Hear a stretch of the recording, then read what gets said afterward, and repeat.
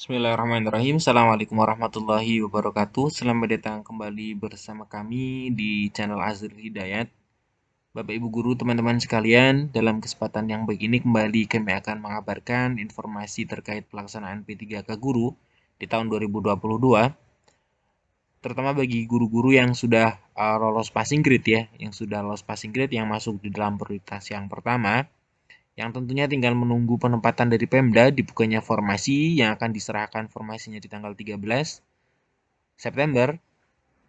Silakan ya teman-teman yang sudah passing grade simak video ini hingga akhir karena akan ada informasi yang sangat penting. Tentunya bagi teman-teman yang sudah masuk prioritas yang pertama itu tidak akan ada seleksi lagi, hanya menggunakan nilai di seleksi P3K tahun 2021 yang passing grade, kemudian nanti tinggal ditempatkan. Tidak akan ada ujian, tinggal menunggu penempatan itu saja.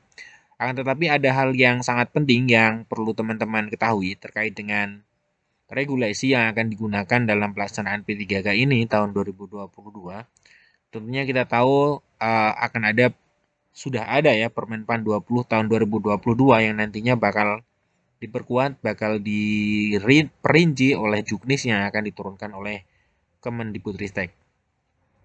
Nah, dalam regulasi itu ternyata banyak hal-hal yang teman-teman P1 atau teman-teman yang sudah lolos passing grade cermati terkait dengan tidak adanya tes, walaupun tidak tes tinggal penempatan, namun banyak sekali pasal yang bisa membatalkan teman-teman atau yang bisa menjadi ganjalan bagi teman-teman sekalian. Nah, sebelum kita masuk di pembahasan, silahkan ya yang baru menemukan channel kami, subscribe dan jangan lupa nyalakan lonceng notifikasinya. Terima kasih. Kita akan bahas informasi ini bersumber dari uh, Permenpan RB ya, Permenpan RB terkait dengan pelaksanaan P3K Guru tahun 2022, yaitu Permenpan RB nomor 20 tahun 2022 ya, yang menjadi dasar dari pelaksanaan P3K ini ya, pengadaan pegawai pemerintah dengan perjanjian kerja untuk jabatan fungsional guru pada instansi daerah tahun 2022. Nah, Permenpan RB 20 ini lahir setelah melakukan evaluasi mendalam terkait pelaksanaan tahun 2021 yang banyak sekali, bukan banyak sekali ya, ada permasalahan-permasalahan yang kemudian dievaluasi dan mencoba untuk dicarikan solusinya setelah terbitnya Permenpan 20 tahun 2022 ini.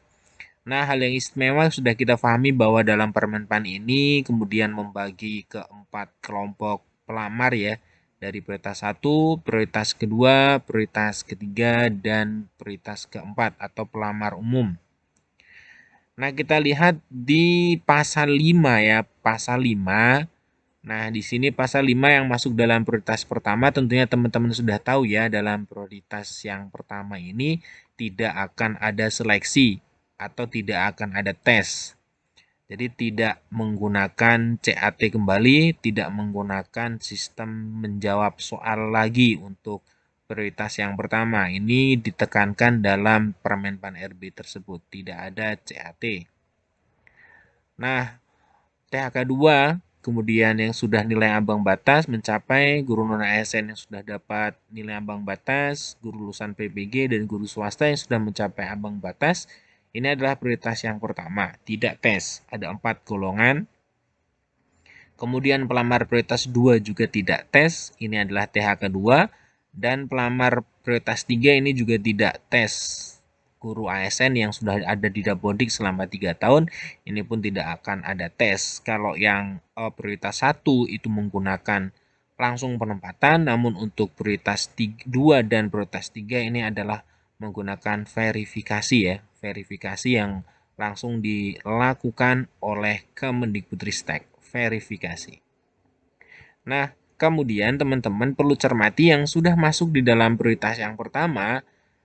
Nah, teman-teman harus paham bahwa di sini di pasal 7 ya, pasal 7 kita lihat dulu ya, pelamar sebagaimana dimaksud dalam pasal 4, kita lihat di pasal 4. Pelamar di pasal 4. Di pasal 4 ya, pelamar prioritas dan pelamar umum yang masuk di pasal 4. atau bisa kita katakan di pasal 5 ya, karena memang pasal 4 itu dijabarkan di pasal 5. Nah, dari pelamar-pelamar ini masuk yang masuk di dalam pelamar itu harus memenuhi persyaratan umum sebagai berikut. Jadi ada persyaratan umum yang harus dicermati bagi teman-teman di pasal 7. Ini terutama untuk P1 ya. Kembali saya tekankan untuk prioritas yang pertama karena memang seleksi ini sebenarnya untuk secara mudahnya kita katakan adalah untuk menyelesaikan P1 dulu. Karena memang di regulasi Permenpan RB ini P1 dulu diselesaikan, kemudian ketika P1 sudah habis masih ada formasi, kemudian untuk P2, kemudian ketika formasinya masih ada, kemudian untuk P3, prioritas yang ketiga, kemudian ketika masih ada sisa, maka masuk untuk kategori yang keempat atau pelamar umum ya. Yang keempat itu baru diperebutkan sisa formasi dari P1, P2, dan P3. Nah, terutama tentunya maksud kami adalah untuk guru-guru yang masuk dalam P1 ini adalah yang menjadi prioritas. Lagi-lagi kita katakan sebagai prioritas karena memang fokusnya untuk menyelesaikan P1 ini. Nah, teman-teman P1 harus paham bahwa di pasal 7 itu akan ada persyaratan umum yang harus dipenuhi oleh teman-teman yang masuk dalam prioritas yang pertama. Jangan sampai sudah dipastikan tidak tes, namun pasal 7 ternyata teman-teman abai ya. Abai. Kita coba lihat. Untuk di pasal 7 kita bisa lihat di sini pelamar itu harus warga negara Indonesia. Kita cermati untuk poin-poin yang krusial ya. Untuk poin A, saya kira ini sudah bukan masalah karena teman-teman sudah warga negara Indonesia dibuktikan tentunya dengan KTP ya. Kemudian usia paling rendah 20 tahun, paling tinggi 59. Ini juga sama. Dibuktikan dengan ya bisa dibuktikan dengan identitas diri ya. Kemudian, nah di sini untuk di halaman berikutnya di halaman 8 ini tidak pernah dipidana dengan pidana penjara berdasarkan putusan pengadilan berkekuatan hukum ini lebih dari 2 tahun. Ini nanti bisa dibuktikan dengan surat keterangan dari kepolisian ya. Nah, di sini tidak pernah diberhentikan dengan hormat, tidak atas permintaan sendiri, tidak dengan hormat sebagai pegawai negeri sipil, P3K, prajurit tentara, anggota kepolisian. Ini tentunya juga teman-teman bisa buktikan. Nah, ini menurut kami poin E ini ya, poin E ini poin yang cukup gampang-gampang susah menurut kami karena ini tidak menjadi anggota atau pengurus partai politik atau terlibat politik praktis. Nah, ini teman-teman perlu cermati karena banyak fenomena yang terjadi itu di mana terutama di daerah itu banyak anggota ataupun pengurus partai politik itu yang dulu pernah melakukan pendataan ya dengan meminta KTP, fotokopi KTP dan lain sebagainya. Nah, itu ternyata digunakan untuk menjadi anggota atau pengurus partai politik. Nah, teman-teman harus bisa memastikan teman-teman itu tidak terdaftar sebagai anggota partai manapun, bahkan pengurus partai politik manapun dan tidak terlibat dalam politik praktis. Ini sangat-sangat penting karena poin E ini sangat krusial, di mana kita tahu politik menjadi bagian yang tidak terpisahkan dari sebuah negara. Nah, ini teman-teman harus cermati, bisa melakukan cek apakah teman-teman itu pernah digunakan NIK-nya atau KTP-nya untuk pendaftaran di partai politik. Nah, kemudian untuk poin berikutnya poin F tentunya tidak menjadi kendala karena teman-teman memiliki sertifikat pendidik atau kualifikasi yang sarjana ya atau diploma 4. Tentunya kalau teman-teman tidak punya D4 atau sarjana tentunya tidak bisa masuk sistem SSCSN ya.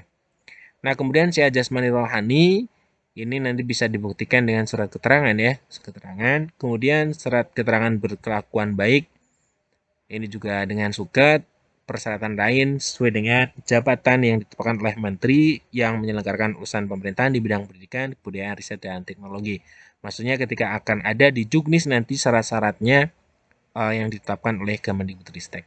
Nah ini teman-teman poin penting, ini menurut kami sangat penting karena jangan sampai kemudahan-kemudahan yang didapatkan teman-teman P1 dalam pasal 7, menurut kami, maksud kami dalam Permenpan ini, kemudian teman-teman gagal gara-gara hanya persyaratan umum di pasal 7 ya. Pasal 7 dan pasal 8. Kalau pasal 8 ini me, uh, membahas khusus untuk teman-teman yang memiliki disabilitas atau penyandang disabilitas. Nah, sekian informasi dari kami. Semoga ini bermanfaat. Kami akhiri. Assalamualaikum warahmatullahi wabarakatuh.